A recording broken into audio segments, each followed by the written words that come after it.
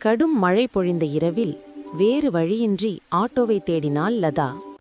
முன்னால் வந்து நின்ற ஆட்டோ ஓட்டுநரின் தோற்றம் பயங்கர ரவுடி போல இருந்தது. மொட்டை தலை, அடர்ந்த தாடி, முகத்தில் பெரிய கீறல். இவன் வண்டியில் தனியே செல்வதா என மனது குழம்பினாலும் வேறு வழி இல்லை. ஆட்டோ கிளம்பியது. லதாவின் இதயம் பயத்தில் அடித்துக் கொண்டிருந்தது.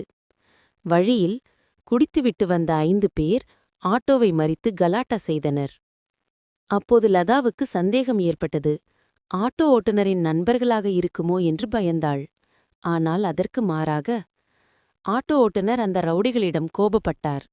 லதாவிடம் அமைதியாக, "இருங்கம்மா, நான் பாத்துக்கிறேன்" என்றார்.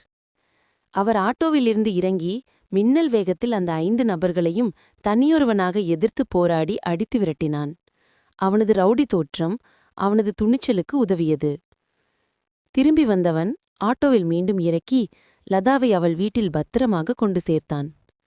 கீழே இறக்கிவிடும்போது, "பதறாதீங்கம்மா, பத்திரமா உள்ள போங்க" என்று மட்டும் மெதுவாக கூறி வாடகை வாங்காமல் அமைதியாக புறப்பட்டான். அப்பொழுதுதான் லதாவின் பயம் குறைந்தது. மனம் முழுவதுமாக மாறிப்போனது. அவன் ஒரு ரவுடி அல்ல, ஒரு ஹீரோ என்று உணர்ந்து மகிழ்ச்சியடைந்தாள். அவனது தோற்றம் கொடூரமாக இருக்கலாம், ஆனால் அவனது இதயம் மென்மையானதே என்று புரிந்து கொண்டாள்.